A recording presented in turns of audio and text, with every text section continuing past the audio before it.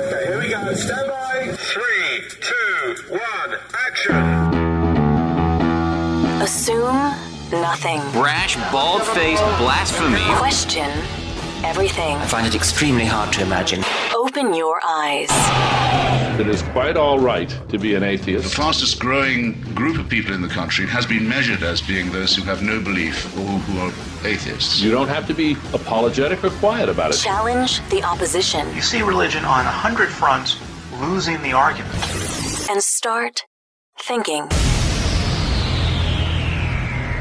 This is The Thinking Atheist Worldwide. I'm going to end the broadcast today with a conversation with a young lady who was programmed by a Mormon family. A Mormon mother and father attending a Mormon church. The LDS church was essentially her entire life, or her lifestyle, until she began to have doubts. She began to go against her programming, and then she paid a pretty significant price for it.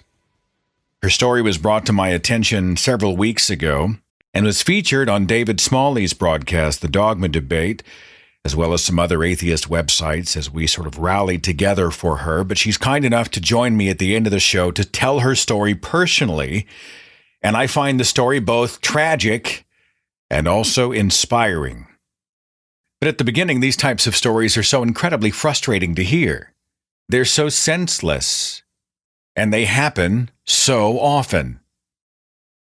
I've been really grieved lately by the targeting of kids and the consequences for young people who don't hold to their parents' belief system, who essentially say, thanks so much, I'm not going to be spoon-fed my future, I would like to figure this stuff out for myself, and so they go and do so, and many of them pay a dramatic price. And it's frustrating, I think, to speak out against the indoctrination of young children on what I think is very reasonable grounds, and to have all these religious people come after me, or whoever is challenging them, because we're just stealing their joy and sucking the fun out of it, and it's such a beautiful thing. A great example is this video that's been flying around Facebook, posted in this case by WAFJ. It's either, I think it's a radio station, 88.3, there it is, 88.3 WAFJ, posted August 28th, and the description says, teach them to pray. And it's got a camera focused on this young baby who's in a high chair. Very young child, has no idea what they're doing, you know. And the parents say, okay, so they hold out their hands and the baby grabs their hands and then they lead a prayer. And the child essentially is mimicking the behavior of his parents. And at the end, everybody says, amen, he can, amen, whatever. And, oh, isn't that sweet? It's just adorable. It's so cute. He's praying to Jesus. I came from a culture that would have done cartwheels over this video. It's so beautiful. It's so sweet. He's being taught to give gratitude. Prayer is such a beautiful act as he's connecting with something larger than himself. I mean, it's hard on the surface to come out against this stuff, especially in religious cultures, because we are taught that this is beautiful. It's so wonderful. I commented on the WAFJ's thread, and I said this: of course, for many, the first reaction to this clip is an emotional one. Oh, this is so cute. The correct reaction should be, this kid is being taught to parrot a religious ritual he does not and cannot fully understand. Just Google mirror neurons. It's fascinating. And his parents, seeking to replicate their own God belief in their offspring, are programming into an impressionable brain the motions representing belief and allegiance. Essentially, they are saying, here's what you think. If you still think it's cute, imagine he's praying to Allah or Satan. And then ask yourself how much of a right a parent has to pound a religious ideology or agenda into the mind of an impressionable child. A friend of mine likened it to writing a religious program onto a child's mental hard drive. Often the child grows to adulthood never knowing anything else. He's unaware of other programs out there, and he's never been given an uninstall option. So he runs it for his entire life because, hey, it's the program. And he quite possibly does the same to his own children and to their children and their children. Instead of teaching him what to think, give him critical thinking skills so he knows how to think, and most importantly, realize this child deserves the right to grow into a skin that isn't a mere hand-me-down from mom and dad. Several people chimed in elsewhere on the thread with kind of a similar thing. Some people said it's brainwashing, it's programming, it's shameful. Someone said child abuse. And I tend to think in some ways, yeah, this is abusive. I mean, it's, you're teaching a child to believe in magic, and you are teaching the child to believe it as fact. You may be inhibiting what the child can become.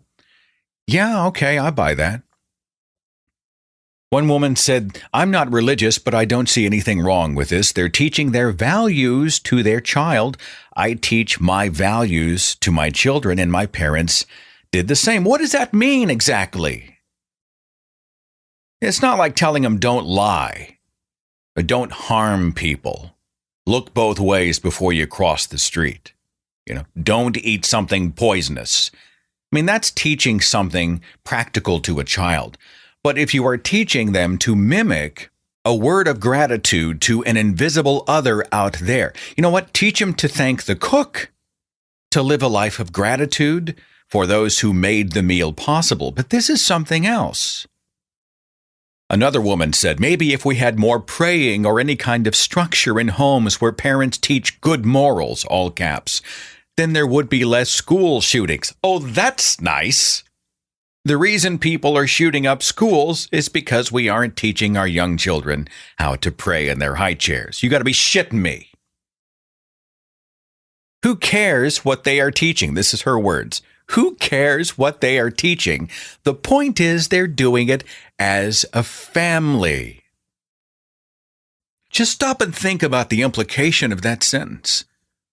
Who cares what they are teaching to the child? It's like a style over substance.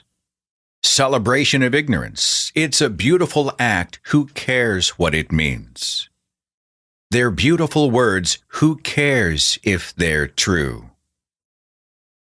Another guy named John said, it's none of your business. Who put you in charge? I'm not in charge. I'm weighing in with an opinion on a publicly posted video. What is that quote that said, let me never make the mistake? I'm paraphrasing. Let me never make the mistake of saying I'm persecuted when I'm merely being contradicted. This is essentially what this is. Who do you think you are? Who put you in charge? Another woman said, if you put nothing into a box, it will remain empty. Who said anything about putting nothing into this child's life? Right? I mean, I'm so surrounded by either straw man arguments or nonsensical arguments or these weird allegiances to faith and faith-based thinking. I become frustrated. I become angry. And I think this poor kid, who's all smiles, right? The kid is just cluelessly happy. Welcome to religion. Is going to grow up and everybody's going to be celebrating this cluelessness. I remember this was years ago. I was in Denver. I think I was doing a convention there, and Natalie and I had taken a couple of extra days. And we were downtown. Forgive me if I've told this story before. 250 shows, it's hard to remember which anecdotes I've already given out. But we were downtown, we're hanging out and just enjoying the day. And they had this group on the corner of Hare Krishnas. And they're out there, and they're just like you see them on television. The bald heads and the robes and the music's playing and they're all kind of dancing and the wide-eyed bliss, kind of a blank face with these big wide eyes and blank smiles. It reminds me, if you've ever seen the movie, was it Airplane, where the pilot is walking, trying to get to the jet bridge, and he's surrounded by all these people asking for donations, Hey, we're from the Church of Jesus Christ of Lunar Consciousness. Would you like to make a donation? It was exactly like that, okay? And so everybody had their cell phones out. We're all taking video of this whatever, this performance, and they're handing out literature, obviously promoting whatever it is they're promoting. So Krishna consciousness or whatever. And I remember distinctly there was a young girl, 15-ish maybe, head shaved, in the robe, and she's just smiling ear to ear. And she's handing out her literature to everybody who makes a donation. Give them $1 or $2 or $5, and then they would give you this little book of, I don't even know what it was in return. And I don't know if this is how they pay their bills, or if it's just a merely evangelical enterprise, or it's a creative exercise. They want to go out and just express themselves publicly. I'm not sure what it was about, but they were there. And so many looked at this young girl and her wide eyes and her grand smile and the fact that she looked genuinely happy. She looked genuinely happy. And they saw beauty. They saw someone who had found a place in the world that made them genuinely happy. And they had a sense of purpose. They had a life calling or life mission. They felt joy in their heart and wanted to spread joy to other people. This was something beautiful to them. I'm sure of it. You should have seen their faces. And as I'm watching the same scenario, I'm, of course, the fly in the ointment. I'm the pain in the ass who looks at her and I think, this breaks my heart. Not because I didn't think she was genuinely happy, but because by the look of this culture that was on display, this very insular, almost cult-like atmosphere, you immediately were struck with the reality that she was raised in a very small cocoon, almost certainly spoon-fed the Krishna teachings and doctrines and chants and mantras and prayers and whatever it is that they do. From her earliest memories, this was it. This was her normal. She was mimicking what she had been taught by her parents, by her elders, by her friends and associates, by the guardians, by the culture, by the tribe, whatever. And there is an extremely good chance that she had never genuinely been exposed to the rest of the world. She had an outside-in look at the rest of the world. She had to look at everything through the lens of Krishna. So in a way, her life was spoon-fed to her by someone else. She was never genuinely given the chance to go out and discover other people, other belief systems, other cultures, to discover science, to discover our world, to discover the cosmos, to sponge up all the knowledge she could get, and perhaps have a more fulfilling life, a better life, certainly a less ignorant life because of it. And to many people, the fact that she was in a spot and she was safe and she had a tribe and she was happy is enough. And when somebody like me says, this is tragic, this girl may never realize her full potential. There's a whole life she might have lived that she will never know because she was placed in this bubble way over here and cordoned off from the real world, or at least the rest of the world. She is mimicking the practices, the customs, the traditions, and beliefs of those who are around her and those who came before her, and she was likely never given a chance, not really, to find out what may have fit best for her. Now, the fact that she's happy, is that enough? Is that the trump card? You know, they're happy. To some people, happiness is it. I mean, happiness is the end zone, especially if they believe we only have one life here. You know, as long as she's happy, she's in a good place, she's living a joyful life, who cares what she's happy about? I'm reminded of that George Bernard Shaw quote where he says, the fact that a believer is happier than a skeptic is no more to the point than the fact that a drunken man is happier than a sober one. And that's kind of where I fall. Happy is wonderful. Happiness is something we should pursue and attempt to create. Happiness rooted in the real world. But, you know, if you gave me the chance to stay inside the matrix or unplug, I think for me, I'd rather know. I'd rather unplug and see the reality and then start to build from that foundation. Christianity makes me happy. Yeah, that's nice. I'm a Hare Krishna, and I'm happy. I'm a Scientologist, and I'm happy. And this is quite often the argument that people throw at me time and again. Oh, it gives them so much joy. It gives them purpose. Yeah, so? And this is the argument so many people throw in my direction when I raise a finger of challenge, and probably you see much of the same when you do the same. You're not insulting them. You're saying, is this really the best way to go? And they say, but why would you try to interject negativity into a situation where people feel so much bliss and joy and happiness? You're disrupting these calm waters with your questions and with your challenges. It's like that commenter, who cares what they're teaching? Happiness is all we really want. Happiness is all we really need. And maybe they're right. Maybe that's all we really want is just to be happy. Do you think this kid in the high chair is going to grow up and just be internally happy? You think he's going to remain an island unto himself with a intensely personal belief that does not ripple outward to affect others? Or will that belief inform how he teaches his own children one day and how they teach their children? Will it inform how he acts and reacts to other people, how he votes? Will it inform how he participates in the real world, how he interprets what he is seeing and hearing and experiencing all around him?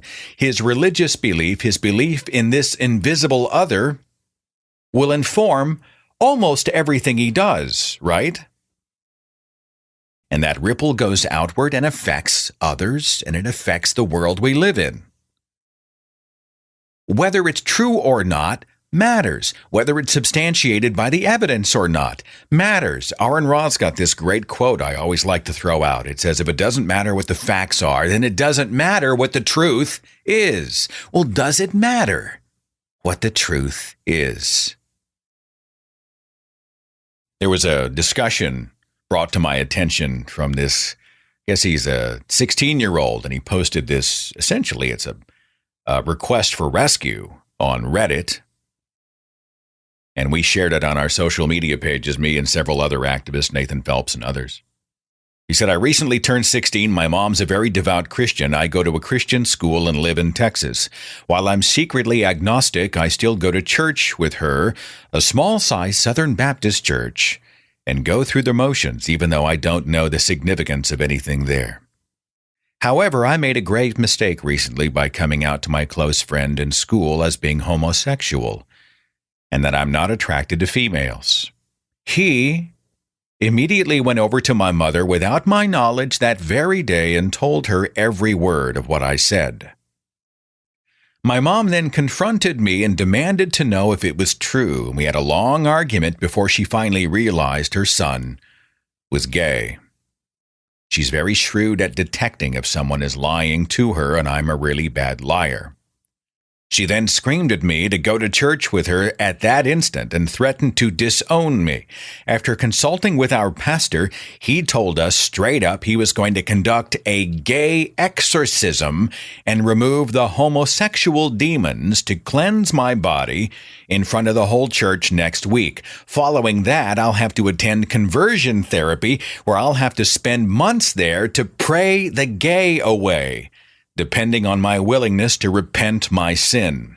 When I asked what they were going to do to me there, because I was terrified of the stories I've heard, such as electrocuting genitals and so on, I was ordered brusquely by my mother and father to shut up. My pastor then told me, they might be a little rough, but ultimately we love you and we all want you to be a respectable, upright, and God-fearing young man once again. My parents are in full support of the pastor's decisions, and I have no savings whatsoever to leave home on my own. I'm still studying in the Christian school they pay for, and I'm totally lost on what to do because I'm still a minor. Please, everyone, I'm in desperate need of help. Is there anything I can do to convince my parents or pastor and leave me alone? Several people have rallied to this guy's defense. Now, his parents are happy in their belief, or they think they're happy. They have purpose. They found their niche in the world. Does their son have a right to be his own person? Or is he consigned to simply be an echo, a parrot of what they think he should be or what he should do?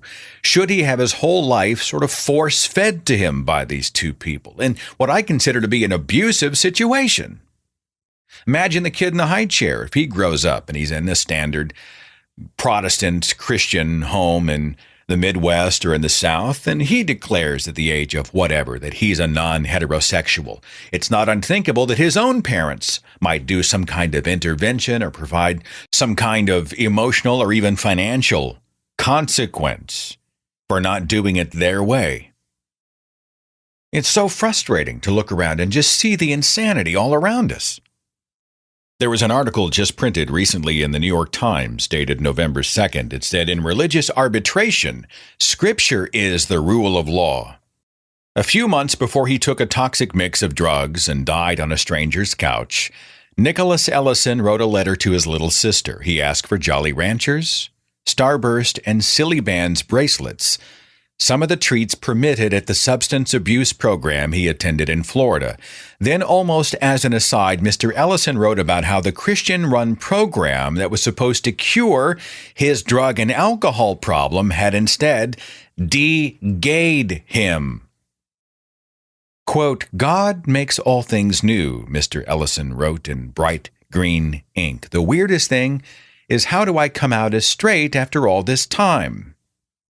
To his family and friends, Mr. Ellison's professed identity change was just one of many clues that something had gone wrong at the program Teen Challenge, where he had been sent by a judge as an alternative to jail. But when his family sued Teen Challenge in 2012, hoping to uncover what had happened, they quickly hit a wall. When he was admitted to the program at age 20, Mr. Ellison signed a contract that prevented him and his family from taking the Christian group to court. Instead, his claim had to be resolved through a mediation or arbitration process that would be bound not by state or federal law, but by the Bible. Quote, "The Holy Scripture shall be the supreme authority. The rules of the proceedings state." The article continues, "For generations, religious tribunals have been used in the United States to settle family disputes and spiritual debates. But through arbitration, religion is being used to sort out secular problems, like claims of financial fraud and wrongful death. Customers who buy bamboo floors from Higuera Hardwoods in Washington state must take any dispute before a Christian arbitrator, according to the company's website. Carolina Cabin Rentals, which rents high-end vacation properties in the Blue Ridge Mountains of North Carolina, tells its customers that disputes may be resolved according to biblical principles. The same goes for contestants in a fishing tournament in Hawaii.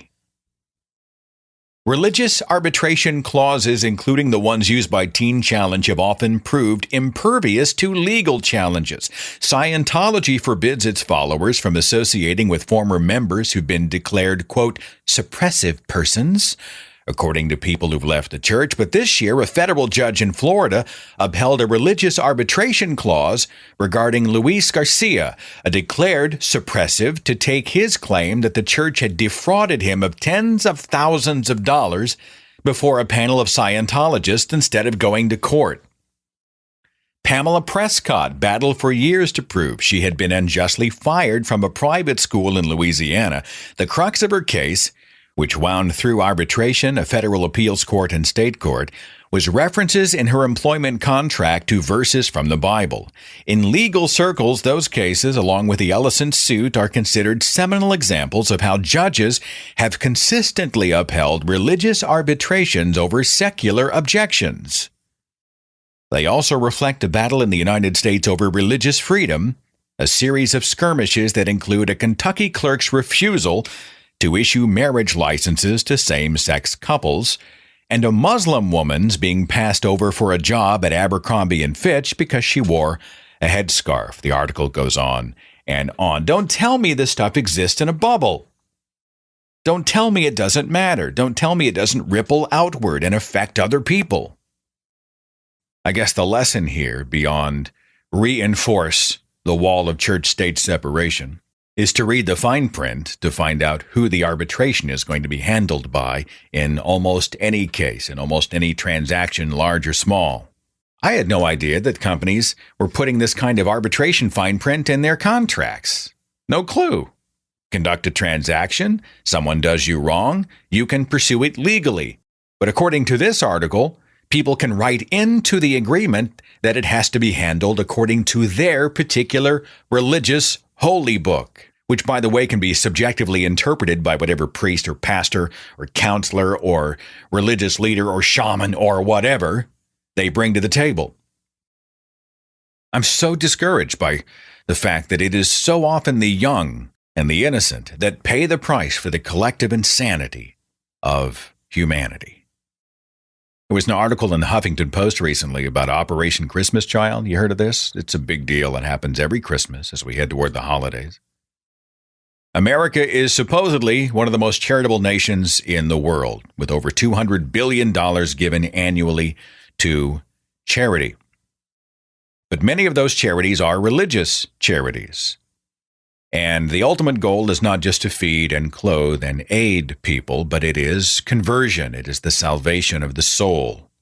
It's like when Mother Teresa was doing the missionaries of charity work. And ultimately, she would just house these poor, disadvantaged, often suffering people in these warehouses with cots and beds and whatnot. It was just abysmal conditions. She was most interested in the soul. She wanted to give them a beautiful death so they could go meet Jesus. Well, most religious charities don't take that hard a line. They really do want to physically help people, but the end result, the ultimate goal that they want is salvation. They want conversion to their particular belief. Operation Christmas Child is one of those operations. It gives gifts to children who may not otherwise get gifts on Christmas. It is conducted in public schools and often endorsed by public school administrators. They often use student labor to compile these boxes of toys. Many have booklets added into them, which may include evangelical tracts, sermons, and even written prayers, and even a pledge card that the receiving children sign so they can become, quote, God's child. I'm paraphrasing from the article in the Huffington Post here. These boxes of toys are essentially bribes used to pressure poor children living in developing countries to convert to Christianity. And Operation Christmas Child isn't shy about their efforts, bragging about the thousands of kids they've converted. There was a church downtown back when I did church video work years ago. And they would take buses and they would drive around to all these impoverished homes in downtown. And they would pick up these kids and they'd bring them back for a Sunday morning service. And they had food and games and fun stuff for the kids. But in order for them to get the food and games and fun stuff, they had to listen to an evangelical sermon by a children's pastor. This was God's good work, right? Rescuing the next generation. These kids, quite often hungry, they had nothing, would jump at the chance to have a hot meal and something fun to play with. So sure, their parents say, great, when's the bus arrive? We'll have them on the front lawn. And they send their kids off to be scooped up by this church bus, dropped off in the church sanctuary or whatever. And they eat the food and they play with the toys and they make friends and then they plop them in chairs and they are essentially sold lies for up to an hour. They put him back on the bus and send him home because the end zone is indoctrination. Brainwashing. Teaching them what to think, selling them truth with a capital T, attempting to stamp upon them this brand of a particular church representing a particular denomination, inside a particular religion, representing a particular deity. I mean, is this real compassion? Is this how we frame compassion? Look, I know you're hungry and don't have the basic necessities of life. I have something for you. But hang on just a second. Listen to this. When I was in the church, we were taught that this was God's good work. It was compassionate to give them the message of Jesus. I'm not saying that everybody who does this or works for a religious church organization or charity or whatnot is some mustache-twirling villain sitting back in the back, hungry to go out and infect everybody with the God virus. They didn't see it in that capacity. They saw it as trying to genuinely give people eternal help as well as temporary help on this earth. But still, at some level, don't you look at it and say, this is manipulation. This is deception.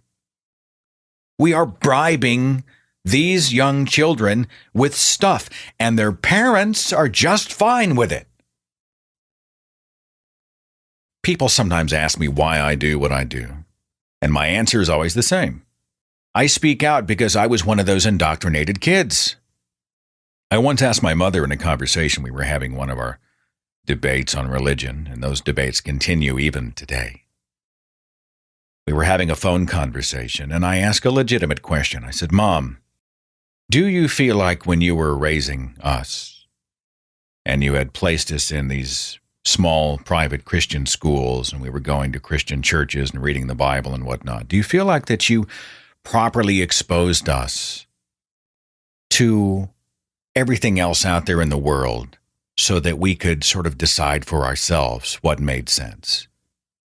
Do you feel like you genuinely gave us the chance to understand every other point of view, at least everyone that we had access to, so that we could figure it out for ourselves? Do you think you gave your kids a shot? And with absolute sincerity and conviction and pride, she said, well, I didn't need to do that because we already had the answer. And I'm like, well, wait a minute. You taught me what to think, not how to think. You placed me in a reinforcement culture. Right? I'm in third grade, at that time in a public school, learning about Neanderthal man and those types of things, fossils and whatever else they'd brought in. I come back, I present what I've learned to my parents. They immediately freak out and place us in the bubble. And I spend the next how many years there, surrounded by no challenge whatsoever. Absolute deference to a single point of view. You know, as a young person, I shouldn't have been coddled. I should have been challenged. What do you believe and why do you believe it? Where did you get the information? Can you demonstrate that it's true? What did the experts in the field say about it? Has it been tested and retested? Are you willing to change your mind? Minute by minute, are you willing to reassess what you think? Say what you will about President Obama, but he totally scored when he said recently that college students should not be coddled. They should be challenged. Barack Obama, by the way, spent more than a decade teaching constitutional law at the University of Chicago. He was speaking to a town hall in Des Moines in mid-September and said this, and this is just a partial quote, but he said, I don't agree that when you become students at colleges, you have to be coddled and protected from different points of view. Anybody who comes to speak to you and you disagree with, you should have an argument with them, but you shouldn't silence them by saying you can't come because I'm too sensitive to hear what you have to say. Well, I buy that. Make me uncomfortable. It was when I was made uncomfortable in my own life that I became liberated from religious chains. I squirmed in my seat when I saw people challenge God and the Bible I assumed was true and this comfort mechanism which had been drilled into me. And I'm glad somebody made me uncomfortable. Happiness is not the only goal in our lives. Happiness is important. Happiness is something we should pursue. But blissful ignorance is nothing to be proud of, and it's certainly nothing we should train our children to participate in. The celebration of ignorance. You know what? I just leave it in God's hands. It doesn't make any difference to me. I'm just going to take it on faith. And everybody pats him on the head and said, that's so beautiful. Oh, it's a person of faith. Oh, we trained him right. We've done our jobs right as a mother and father. We're so proud. It's like that Hare Krishna girl. I look and I think, she's a person of faith, doesn't know anything about anything or anyone, but she's happy. And I look at her and I just think, what a wasted opportunity. Perhaps even a wasted life. And it grieves me. And I become discouraged when I raise a hand of challenge from time to time and I say, hang on just a second. Let these kids discover for themselves the world they live in. Give them the training and the tools, but don't make them clones of yourself. You have to be secure enough to have children who may not act or think like you do. The reason you had kids is what? You want to look at your child and see a mirror image of yourself? Is that the reason you had kids? Did you follow just the biblical command, be fruitful and multiply, in the hopes that we might convert the planet simply by numbers? Let's just procreate our way to dominance. Or are you genuinely interested in creating a life that can go out and experience and do and say and discover things that you and I may never have discovered ourselves?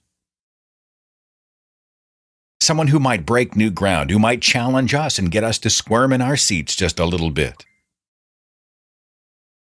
Now, I'm going to digress here for just a second because I want to bring to light a project that I thought was a nice tie-in to the conversation about the indoctrination of children, education versus indoctrination, teaching a kid how to think instead of what to think. Again, it's a project that's being undertaken by Dave Smalley over at Dogma Debate, who's come up a few times on the show today. In fact, he was the one who brought Kaitlyn to my attention, the young lady who's going to cap the broadcast today with her story about escaping the Mormon church. And anyway, Smalley tells me that they're working on this project, which is the production of children's books that are based in science and the work of some of our most famous scientists. And I thought the project had merit. I asked David Smalley to join me for a quick second to talk about it. Hey, David, how's it going, man? I'm doing well. Thank you, sir. You are working on a project which is sort of set to benefit parents of younger children specifically, but also the kids themselves. You want to tell me about that? Yeah.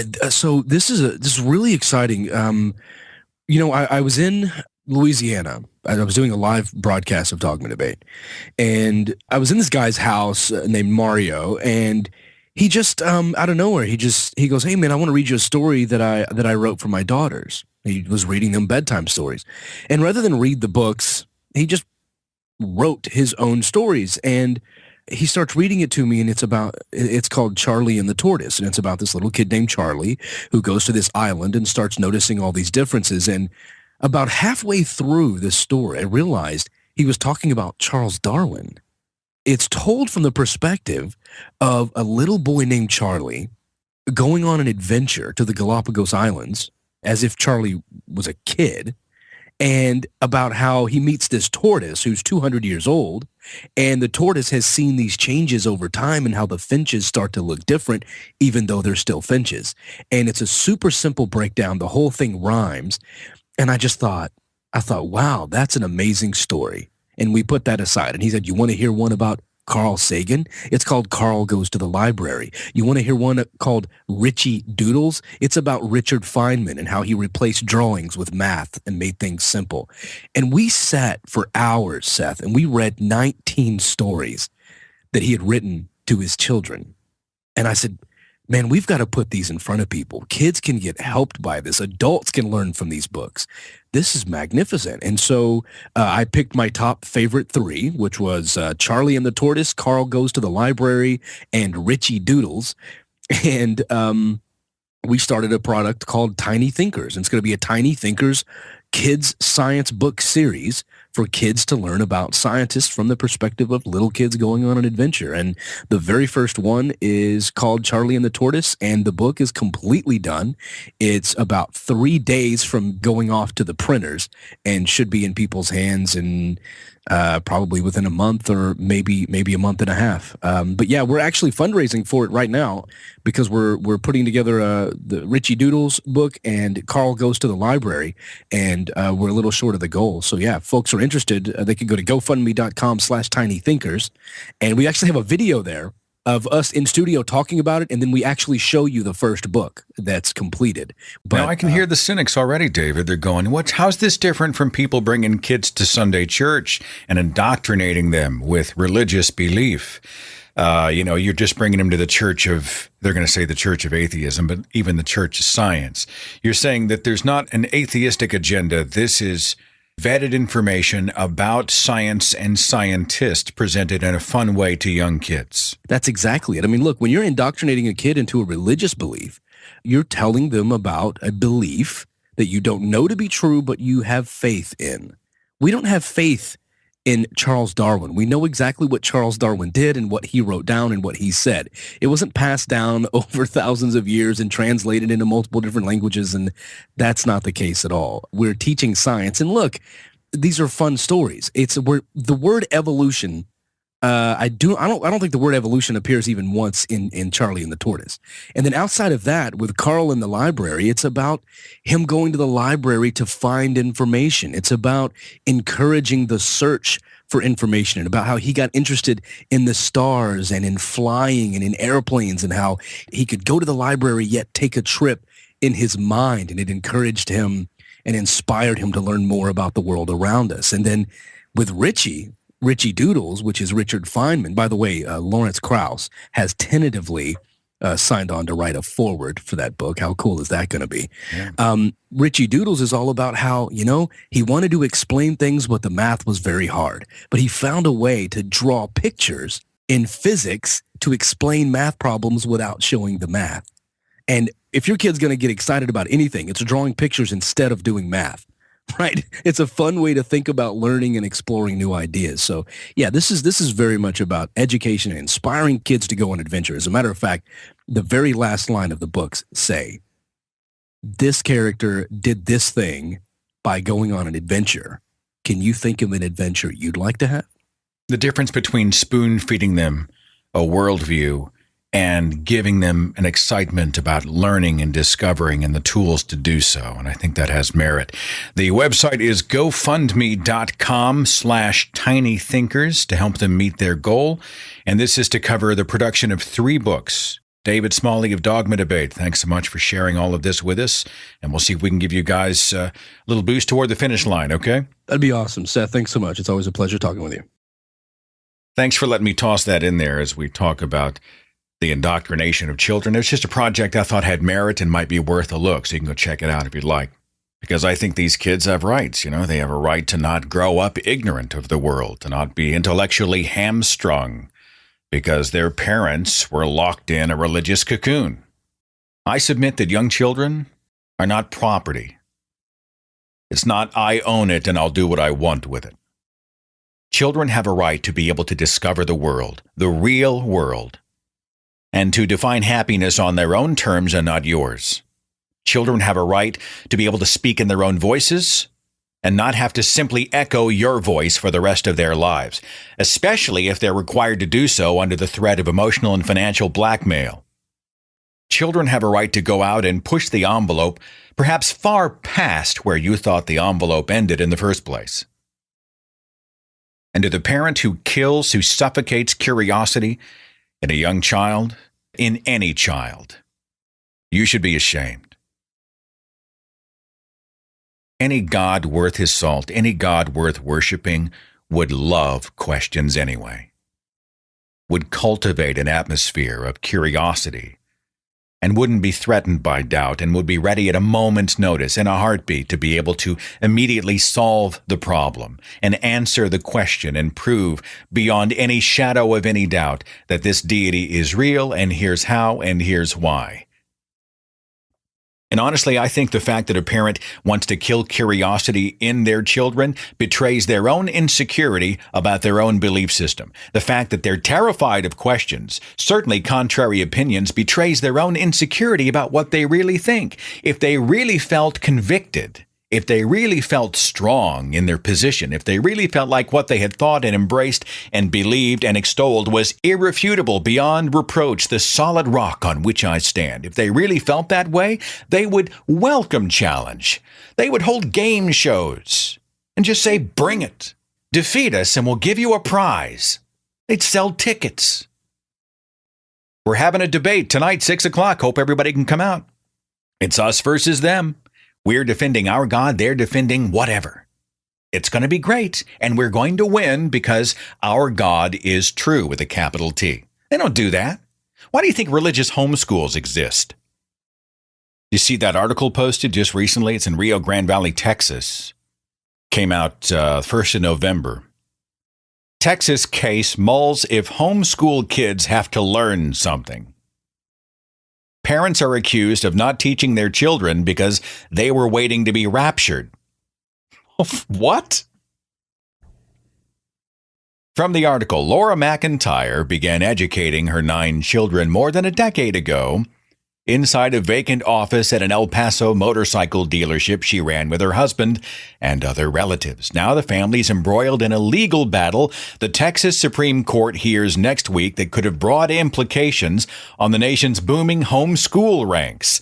The McIntyres are accused of failing to teach their children educational basics because they were waiting to be transported to heaven with the second coming of Jesus Christ.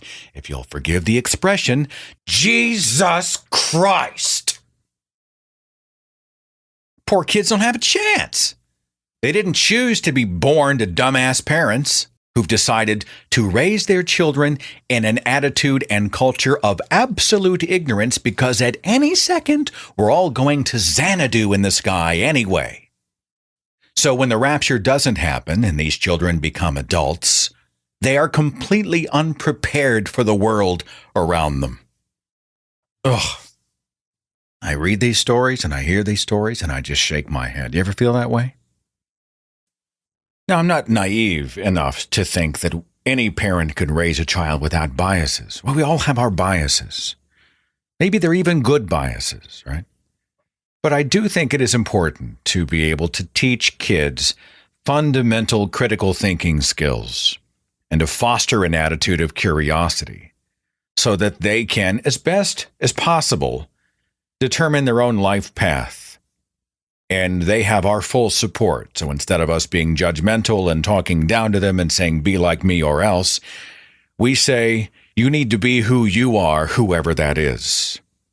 And there's a liberation, I think, that comes with that. It's a big difference between indoctrinating a child with a religious ideology and essentially saying, here are facts, and here are the tools for critical thinking and problem solving and experimentation, and here's how you test and retest.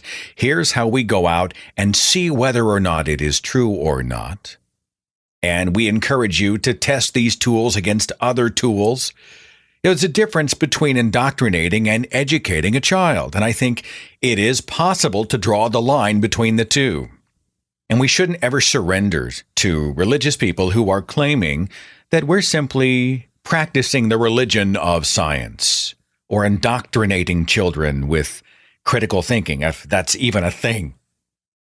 You've indoctrinated your child by making them curious. I just don't get that. Ultimately, the goal is to create thinkers. Faith is not the mechanism by how we govern ourselves. We want to think about things. That's why I named the website The Thinking Atheist. The Thinking Atheist isn't a person. It's a prompt that we should all engage our minds and not be satisfied with the prompts to just take it on faith, just trust it, just go with it, just assume, just take my word for it. No, we want to think about these things. And this is something we should encourage in our kids. The last segment of the broadcast tonight is actually the personal story of someone who was the product of a Latter-day Saints home, a Mormon church culture, and came to a point of skepticism and doubt, and then the shit hit the fan. Her story was brought to light several weeks ago, and I had asked her at that time if she'd be interested in joining me down the way to tell her story on this show, and she's kind enough to do so. Her name is Kaitlyn. Kaitlyn, thanks so much for joining me. How you doing? I'm good. How are you? I'm well, thank you. Thanks for joining me on the radio. Let's tell everybody your story in a nutshell. Can you kind of take me back to the beginning? Yeah. So I moved back in with my parents after attempting suicide, and so just kind of to take a step back and not have to focus on, paying rent and living expenses, just to kind of get things figured out mentally. And eventually my parents, even though when I first moved in, they told me I wouldn't have to go to church or anything, they started making me go to church. And one night after I worked really late, I was working 2 full-time jobs just so that I could save enough money to be able to move out. One night after working really late, my mom woke me up the next morning and told me I had to be at church in 30 minutes or I needed to pack my bags. So I got up and I went.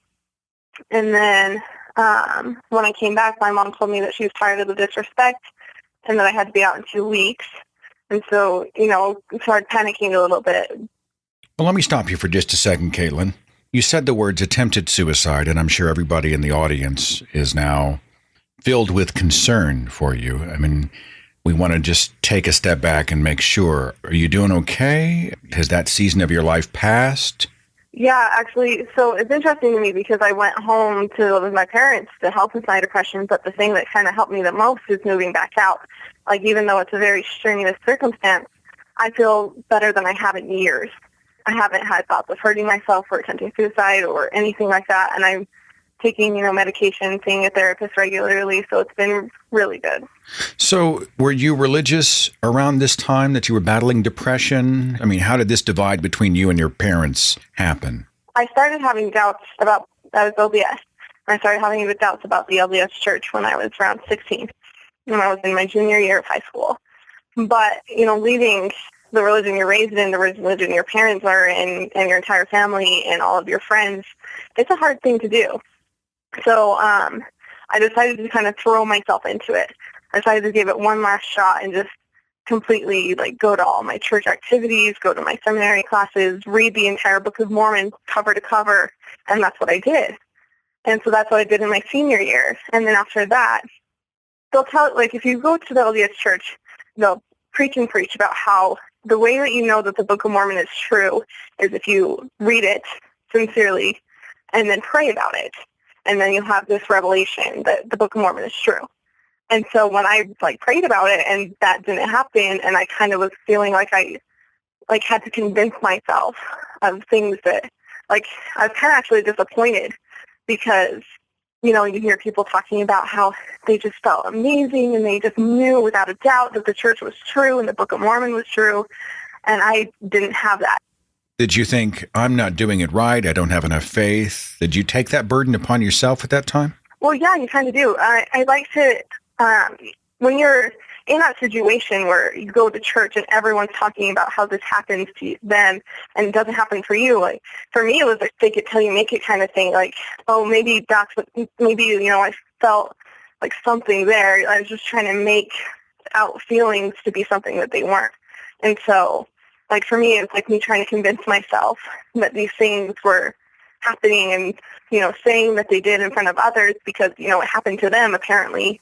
And so, but because I guess part of me didn't want to face the realization that if it didn't happen to me, it probably didn't happen to any of them either. Don't let me pry too deeply into your life. You tell me where that boundary is drawn, okay? But when I hear you say, she said I had 30 minutes or else, I obviously am a little curious. It seems a bit extreme. So you guys had a long road together that led to this moment, right? Yeah. After I decided in senior year that I would start researching the other side of things outside of the LDS religion and decided I didn't want to be a part of the church anymore, I didn't tell them. I didn't tell them up until I was moving out. I was moving in with a friend until I was able to move out to Salt Lake City. And I didn't tell them. I felt the reason why I wanted to get out so fast is because I was so afraid. I was sick of living like I was this person that I didn't believe in. And I was so afraid to tell my parents that I didn't tell them until the night before I moved out. And so, this was kind of sprung on them completely. So you had told your parents you were having doubts. You moved out for a short period of time. You moved back in. How long were you gone or not living at home with your parents? So I had moved out for about 8 months before I moved back in with them. So you came back. They are well aware at this point that you have left the church, that you've got doubts about the Mormon faith. They're obviously very unhappy about this. And so their solution was to say, get in church or else, kind of a tough love thing? So when I first moved back in, we had this agreement, and it was that they wouldn't make me go to church. And then they also had this list of things that I had to comply by if I wanted to live there. And so it was things like, don't talk negatively about the Mormon church. Don't say anything bad about it. Just don't say anything. And so, sometimes, I needed an outlet. You can't just, cover that up and hope nothing happens. I was really afraid of having all my anger. Because, after leaving the church, you kind of get angry. It's like there's this grief process. Yeah. Where you kind of have this like anger because, you know, this is something that I believed my entire life, and now I come to find out through research all of this history that I was never taught, all of these things that were kept from me, just stuff like that. And so it's kind of like, it's a grieving process because of all the things that have happened. And so, you know, I didn't want to keep that all bottled up. So I had on my Twitter account, I had them blocked. I had my sisters blocked. I didn't want them to see anything. I didn't want to say anything that would offend them and hurt their feelings. And so I just thought, you know what, I needed an outlet, and this is the way that they won't be able to see it. But someone, I'm pretty sure it was a family member of mine, was telling them everything I was saying. And so at that point, my mom told me that I didn't know the members of the church, obviously, and I needed to go to church to see that they were good people, which is kind of was a crazy notion to me because I was raised in that church. I was raised with those people. I mean, I know that they're good people, and my qualms are not against the people at all. It was the religion. So they gave you an ultimatum? They said, you're either with us or against us, that kind of thing? Yeah, basically. I mean, they kind of saw my anger at the church as anger at them. They took it very, very, very personally. And so even though, like, I respected them, I did not feel angry towards them. Like, I understand that you're raised in something, they think it's right, and they teach their kids. Like, there's nothing wrong with that. But my anger wasn't at them, and they took it very, very personally. So from what I understand, they essentially kicked you out with no notice, and you were scrambling to sort of find your footing, correct? Yeah, it's interesting because actually just a few weeks after I had moved in, you know, they had this list of rules, and it was like you have to ask to borrow the car, you have to get a job, just stuff like that. And they said if I ever broke one of those rules, it would signify to them that I was ready to move out. And so one day, I asked to borrow the car, as per the rule, to go to the lake with my brothers and a friend of mine. And after I was done at the lake, I dropped my brothers off at the house, and I went out and hung out with my friend. And so when I got home, my parents, since I didn't ask to borrow the car for the second activity, they had all of my stuff packed up in boxes next to the door. And they basically told me, this is your life. You have nothing. You need us. So don't break our rules. Basically, like, this is the last chance. And so they knew full well, like, I didn't have a car. I didn't have anywhere to go. I didn't have anywhere to get there. All I had was what was in those boxes, and I needed them. Basically, they were in complete control.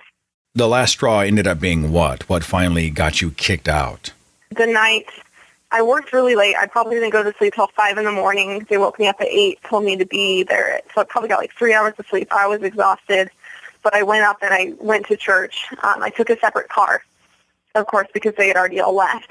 And when I got there, my mom, she patted the seat next to her, but I was tired and angry because they made me get up and go to church after 3 hours of sleep. And I knew that if that was the same for any of my siblings, they would not have made them. But because I didn't want to go, they were going to make me and taking me out over my head. And so I sat by my brother instead. And then in the middle of the service, they had a hymn where everyone stood up to sing. And, you know, in the beginning, my mom told me I didn't have to participate. I didn't have to pay attention. She just wanted me there. And so, of course, I didn't stand up when this song was sung. And I stuck out like a sore thumb. I mean, I was the only one sitting down, and we were in the front. And a lady behind me actually rubbed my shoulders and told me to stand up. And I said, no, thank you. You know, I wasn't rude about it, but I wasn't going to stand up. And so when we got home, my mom told me she was tired of the disrespect and that I needed to be out by the end of the month, which gave me about 2 weeks. At this measure, though, you're already mentally packing your bags, right? You're already thinking, I'm going to have to find a way out. Is that correct? Basically. Yeah. And so you put together a GoFundMe page to help gather donations from anybody who would support you so that you would have money on top of your standard bills, just money to go and start fresh somewhere else. Yeah, that's accurate. And your parents found out about it, and then what happened? So my parents saw it on Facebook because it was shared pretty widely. They saw it, and my dad, I'd actually gone to sleep early that night because I was used to working late, and I had that night off, and so I was exhausted. And so I'd gone to sleep early. About an hour after I'd fallen asleep, my dad came downstairs and woke me up and said, looks like you got enough on your GoFundMe, be out by tomorrow. And I actually had to have him repeat what he said because I didn't quite process it the first time because I was, still like half asleep. But he said, be out by tomorrow, and that woke me up pretty easily. Your GoFundMe account then was shared by activists like myself, David Smalley, several other people sort of picked up this story. I think Hemant, the Friendly Atheist, was part of it as well. And you were seeking just a few $100s at the beginning, right? Just enough to get started. And all of a sudden, people really started to pitch in, yeah? Yeah, it was amazing. I mean, it was kind of like, it was a really scary situation. And so having that support from tons of people I don't even know, just so willing to help me, even if they couldn't donate, I got so many messages of support. And so that was really amazing for me to experience. How are you doing today? I mean, are you in a safe spot? Are you in a place where you are supported and protected by the people that you're nearby? Yeah, so I actually had a lady that let me rent out a room in her house until I was able to find an apartment. And so now I have my own apartment. I've got a full-time job as well as doing some things on the side.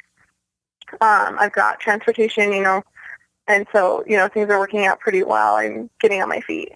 It just grieves me to think that family members will choose a church over a child or a religious belief over a child. I don't know if this is tough love or if they're embarrassed or there's something else going on, but it breaks my heart to think that they have essentially severed ties with you. Have you had any contact at all? After David Smalley's posted the interview that he had with me and then also with my parents, I got a text from my mom saying, "We still love you."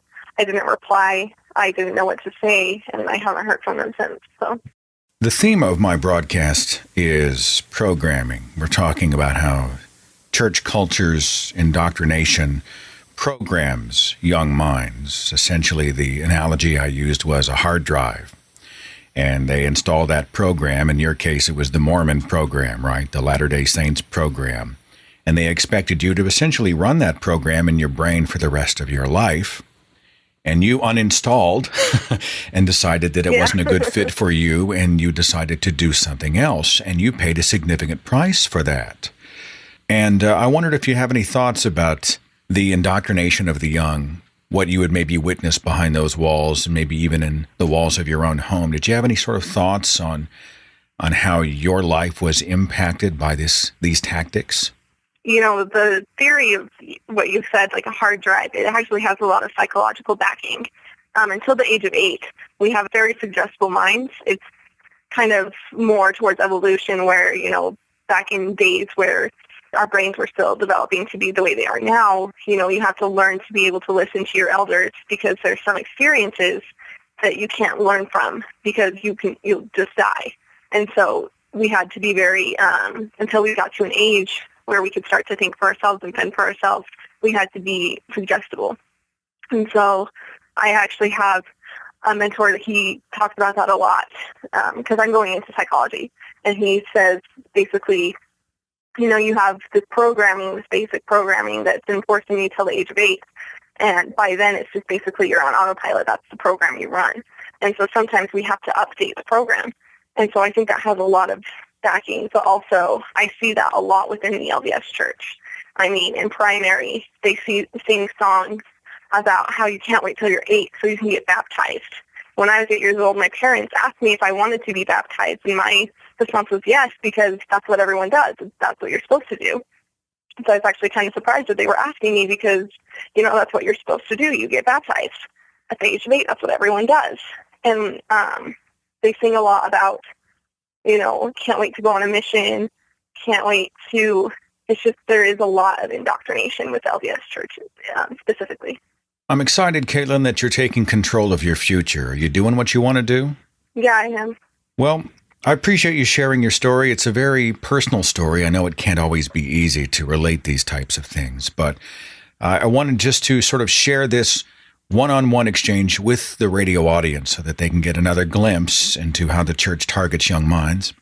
I wanted to make sure you were doing all right, and I'm glad to hear that it looks like you have a bright future in front of you. That's really good news, Kaitlyn. Thanks for being a part of the broadcast, and thanks for talking with us. Greatly appreciated. Yeah, thank you. Thank you so much for listening to the broadcast tonight, and thanks for listening to this humble host rant just a little bit more on a subject that is very near and dear to my heart. Again, I think we have reasons to be encouraged. Stories like Kaitlyn's and so many others where people are being set free from all the insanity. We'll try to keep that in mind as we keep on keeping on. Thank you so much for listening. I will see you next time on the Thinking Atheist Radio Podcast. Take care. Follow The Thinking Atheist on Facebook and Twitter. Watch dozens of original videos on the Thinking Atheist YouTube channel. And visit our website for resources, links, contact information, the editor's blog, and more. thethinkingatheist.com.